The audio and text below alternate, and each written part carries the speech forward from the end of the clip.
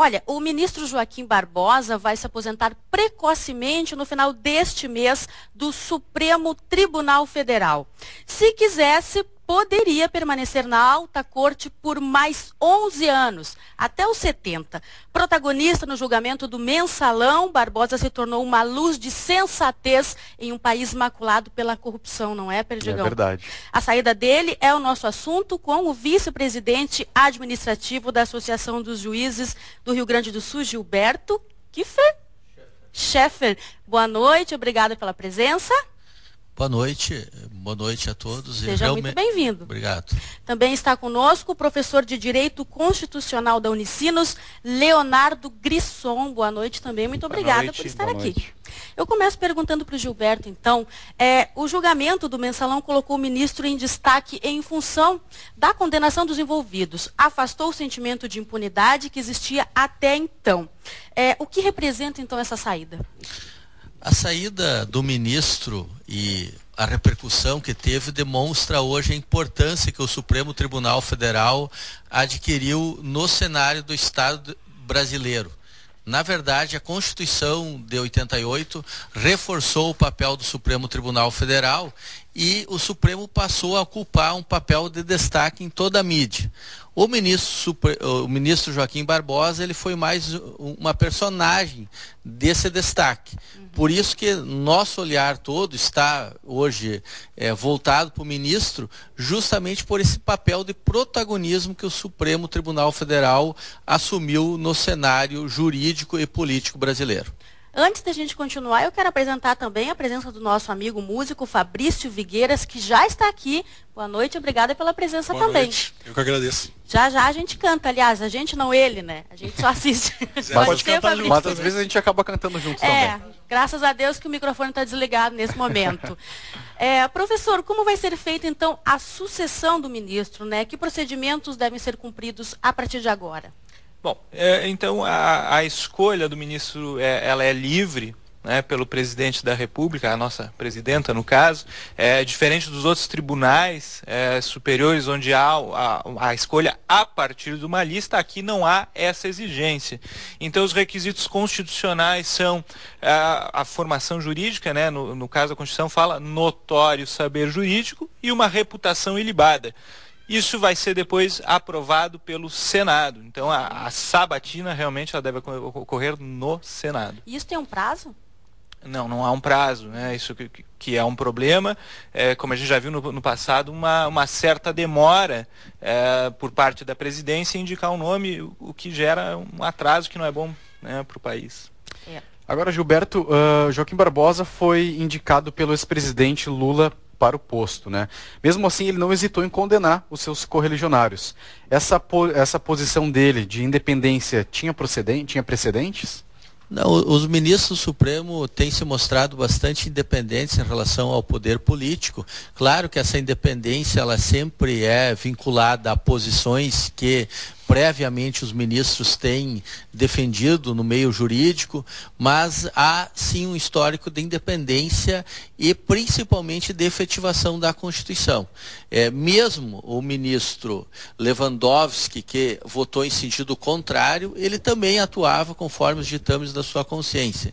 E é preciso dizer que o próximo sucessor do ministro Joaquim Barbosa na presidência do Supremo Tribunal Federal será justamente o ministro Lewandowski, e a magistratura brasileira deposita no ministro Lewandowski uma esperança, porque nós precisamos renovar e fortalecer o judiciário, e nisso nós temos certeza que o ministro Lewandowski contribuirá significativamente. Agora, professor, na tua opinião, né, qual uma avaliação em relação à postura do ministro que sai e se os outros que ficam deveriam copiá-lo, né? Bom, eu vou começar concordando aqui com o Gilberto, porque há uma análise excessiva na pessoa do Joaquim Barbosa, enquanto a gente talvez devesse focar na instituição Supremo.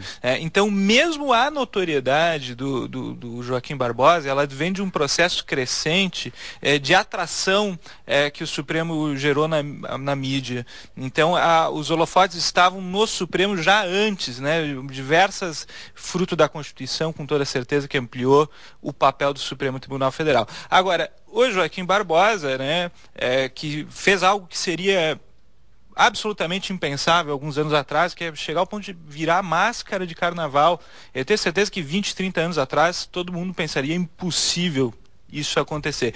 Isso é fruto, sim, da postura dele, a meu ver, inadequada, né? Porque uma sociedade séria, ela é feita de instituições. As instituições têm mais poder que as pessoas. O senhor acha que ele brilhou mais que o Supremo? Com certeza, houve um personalismo e que está intimamente ligado ao autoritarismo, né? O Brasil tem uma tradição personalista, né? Não só os presidentes do Supremo, mas os presidentes da República também. Agora, é preciso reconhecer que isso não é positivo, né? Ele protagonizou diversas brigas com diversos ministros. Eu acho que tudo isso acaba, inclusive, manchando a imagem do Supremo, né? É importante, sim, conduziu o julgamento com justiça e tudo mais, né? Mas isso ele fez no seu papel de relator, como outro teria feito. Onde então ele pecou, professor?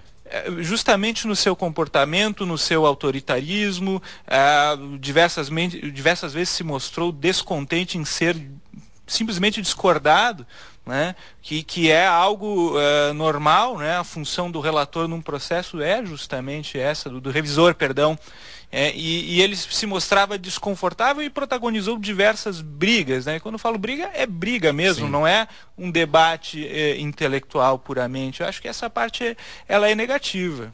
E é preciso salientar que nenhuma das votações de condenação do mensalão ele votou sozinho, ele votou com grande parte dos ministros o acompanhando. Sim. Então quer dizer que, apesar disso, em algumas votações, mesmo acompanhando a maioria, ele brigava com essa maioria. Então ele tinha uma personalidade que é uma personalidade, digamos, forte, nada fácil dentro do Supremo Tribunal Federal.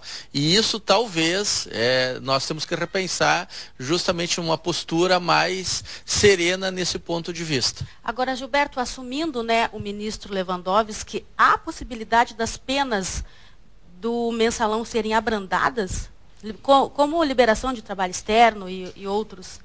Há essa chance? Olha, a decisão do ministro Joaquim Barbosa no pertinente ao trabalho externo pende de recurso.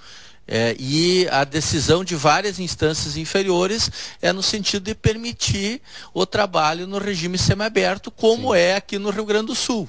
Então, há a perspectiva, sim, de que seja cumprido a pena diferente do que o ministro Joaquim Barbosa pensou. E talvez pensando justamente na possibilidade de ressocialização de qualquer apenado. O que tem que vigiar aqui é o princípio da igualdade. Quando digo que tem que cumprir uma pena de uma determinada forma, significa que todos os presos do Brasil têm que cumprir. Sim. Se todos os presos do Brasil tiverem que cumprir essa pena, nós temos certeza que não haverá presídios em número suficiente para albergá-los. Nós temos hoje no Brasil 550 mil presos. Bom, então isso tem que ser levado em conta pelo Supremo Tribunal Federal e certamente o será quando ele julgar a questão. Agora eu queria perguntar para vocês, fazer uma pergunta e os dois podem responder, por favor. Quando o Jânio Quadros renunciou à presidência, ele justificou que haviam forças ocultas, né? Vocês sabem que o julgamento do mensalão importunou muita gente. O ministro pode ter sido ameaçado em algum momento? Professor? Olha, eu não acredito, assim, porque se a gente analisar a forma tranquila como Joaquim, mesmo tendo sido nomeado pelo PT, julgou contra o PT. Se a gente vê essa tranquilidade, ela é fruto o quê? Das garantias constitucionais que todos os juízes têm, ainda mais um ministro do Supremo Tribunal Federal e presidente do Supremo. Então me parece que ele sempre teve toda a tranquilidade para julgar e não estaria agora sofrendo, né? Me parece que se deve sim aos conhecidos problemas de saúde que ele tem. A gente sabe que ele sofre com as dores, isso não é uma situação fácil. Sim. Vai se aposentar muito bem, com perspectiva de melhoras, com o aumento que ele mesmo já enviou ao Congresso, né? Salário muito pois bom, é, né? Então, e o aumento melhor ainda. Então me parece que é um caminho natural, como diversos outros ministros já o fizeram, né? Buscar talvez mais tranquilidade, porque realmente é um peso muito grande. Mas não é cedo demais, professor? Não, isso é uma decisão pessoal. E realmente, muitos ministros, e hoje teve sessão do CNJ, Conselho Nacional de Justiça, que também é presidido pelo presidente do Supremo Tribunal Federal, muitos ministros e conselheiros têm a ideia de que, nesse caso, se deveria permanecer até o final como uma questão de obra pública, né? Como uma questão de doação para o serviço público. Mas, de fato, isso é uma decisão pessoal. O que talvez tenha que ser levado em conta e repensado, talvez seja a superexposição do Supremo Tribunal Federal e mesmo o Supremo Tribunal Federal ser chamado de tribunal de fato. O que quer dizer? Um tribunal que faz julgamentos, que inclusive analisa a questão criminal, na questão do foro privilegiado, e isso nós há algum tempo defendemos que haja um enxugamento e que esses casos passem para a Justiça Comum, para o STJ, no sentido de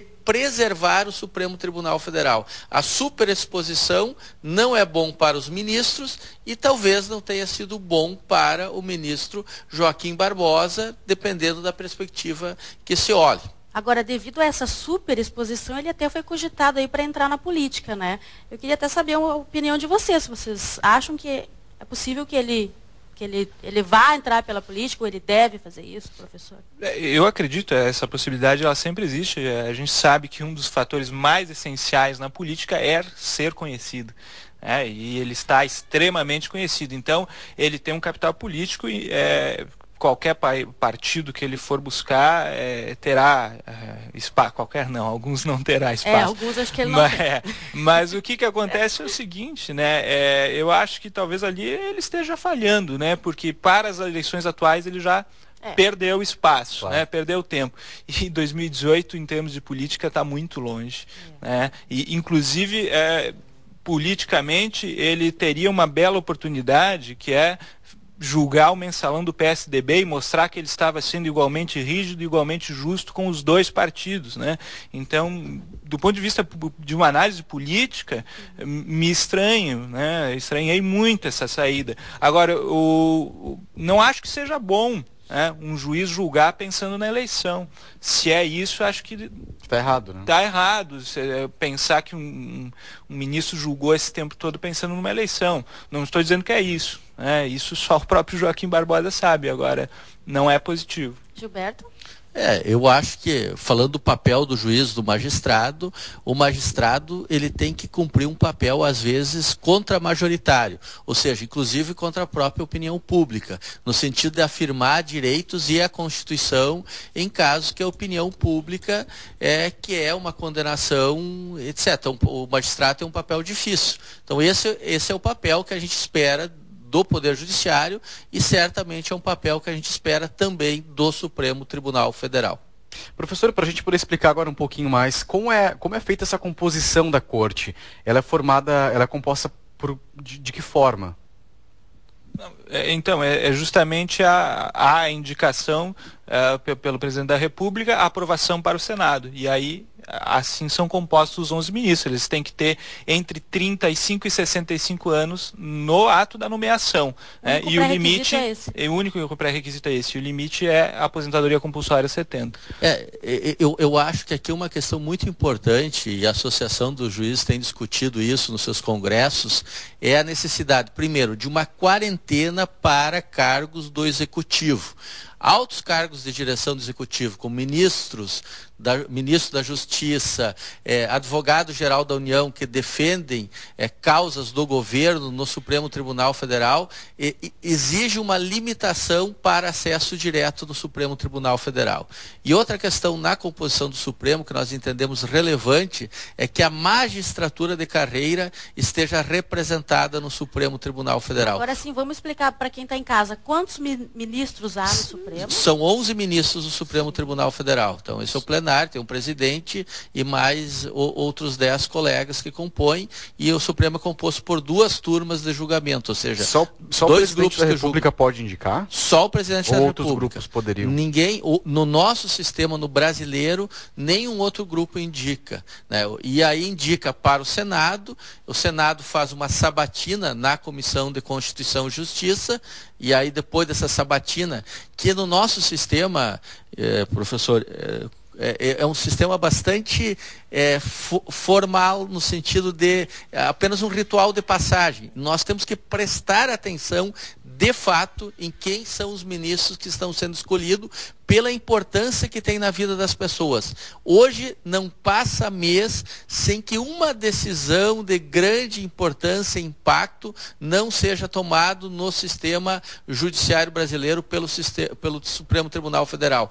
Toda a nossa vida é afetada pelas decisões do Supremo. É preciso dizer que nos próximos dias haverá provavelmente uma decisão sobre a questão dos antigos depósitos, correção monetária nos planos econômicos. E o Supremo Tribunal Federal, quando decidir isso, vai decidir uma questão que afeta milhões de brasileiros. Então, por esta importância, nós de fato temos que prestar atenção em quem está indo para o Supremo Tribunal Federal. Agora, há casos em que o Senado não aprova? Vocês conhecem algum caso? Não é nem o não aprovar, inclusive de não questiona, sabe? Essa tal sabatina, ela não é algo incomum. É um modelo inspirado, por exemplo, na Suprema Corte norte-americana, e que lá funciona bem, mas é que lá a sabatina é dura, né? As perguntas são rigorosa. Duras, é rigorosa. Né? Então, agora, claro, né, eu concordo que o sistema ele não é adequado. Né? O nosso STJ, que é um outro tribunal que nós temos em última instância, a escolha não é livre. É o presidente da República, mas a partir de uma lista que os tribunais de justiça mandam, a partir de uma lista do Ministério Público, uma indicação da OAB, ou seja, não há uma simples lista, né, que o presidente escolha. E, historicamente, não temos histórico de não aprovação de um ministro. Aliás, sempre são muito tranquilas as aprovações no Senado. Agora... Diferente justamente do sistema norte-americano, em que há caso de recusa de vários indicados para ocupar o posto de juiz da Suprema Corte. Então nós temos que justamente colocar como um momento alto da democracia no Brasil esse processo de escolha de ministro do Supremo Tribunal Federal. Doutor Gilberto, o senhor colocou que há necessidade de frear ou reduzir, né, os juristas que estão ligados aos governos. O senhor acha que pode haver uma certa parcimônia?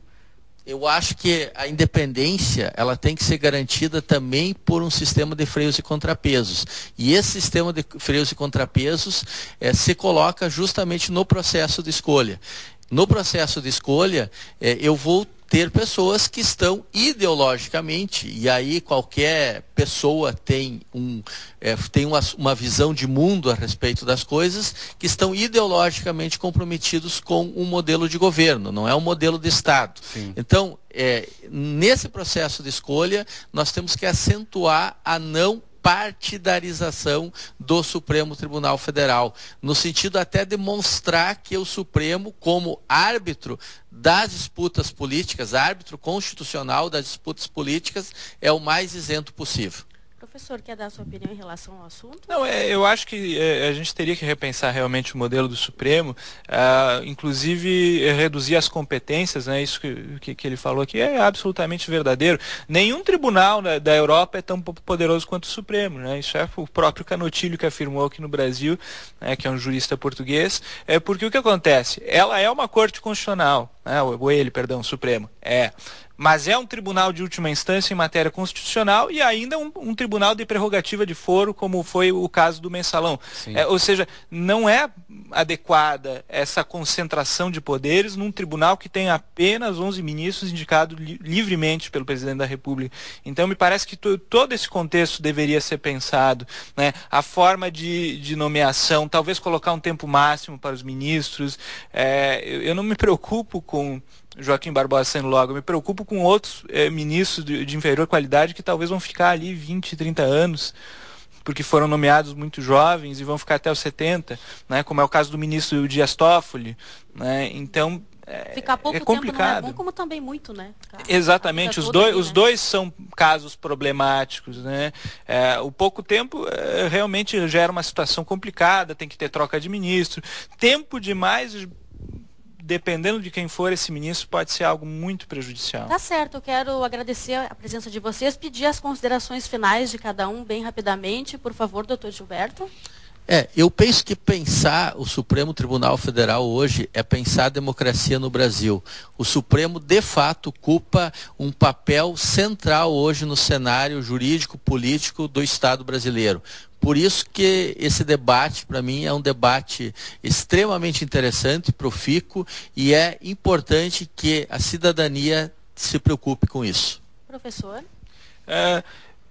Eu queria dizer que o ministro Joaquim Barbosa, né, que é o tema de hoje, não há nada contra o ministro, né? Inclusive, quando foi indicado, né, era um homem que não se tinha absolutamente nada contra, um belíssimo currículo, uma belíssima história de vida, né? Já era muito conhecido pela sua obra sobre as ações afirmativas, sobre a política de cotas, né? Então, alguém que realmente preencheu os requisitos constitucionais de ter uma reputação ilibada e um notório saber jurídico. Quanto a isso, não há problema. Claro, agora, a sua condução teve alguns problemas e é esse excesso de atenção na pessoa dele que não é bom, que se espera superar com isso. Agora, essa atenção que há sobre o Supremo Tribunal Federal, ela com certeza vai continuar. Isso não tem mais volta. Tá certo. Muito obrigada. Permaneçam aí para a gente escutar um pouquinho de música agora com o Fabrício.